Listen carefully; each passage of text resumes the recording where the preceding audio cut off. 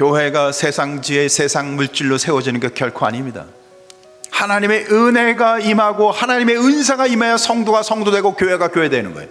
그래서 바울은 디모데에게 하나님의 은사가 항상 불릴 듯 일어나기를 기도했던 거예요. 하나님의 은혜로 충만해야, 하나님의 은혜로 가득하여 진짜 복된 성도고 교회였던 거예요. 그렇다면 오늘 우리는 어떠합니까? 내 개인적인 행복과 안락을 위해서 하나님이 은혜 주시길 원해요.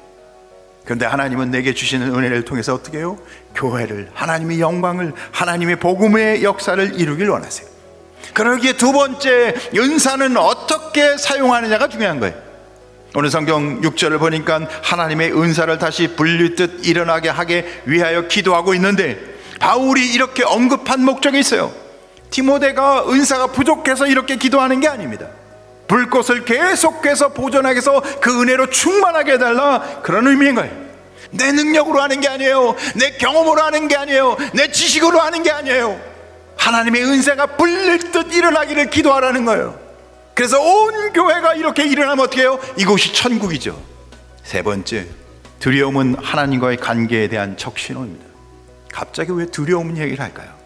디모데후서 1장 7절, 하나님이 우리에게 주신 것은 두려워하는 마음이 아니요, 하나님은 우리에게 두려워하는 마음을 준 적이 없대요. 왜?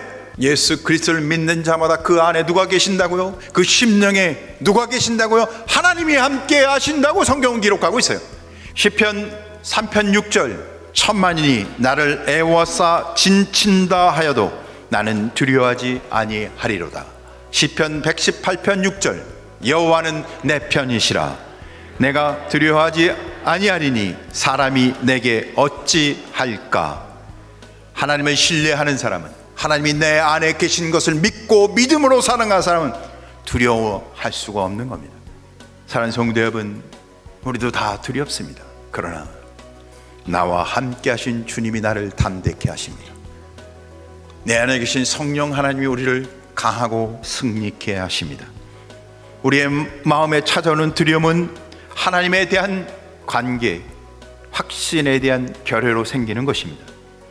하나님을 신뢰하는 사람은 두려워하지 않습니다. 도리어 담대해집니다. 고난의 시대입니다. 여러분은 어떠신가요? 세상으로부터 오는 두려움 가운데 늘 두려움이 가득 찬 삶을 사시나요?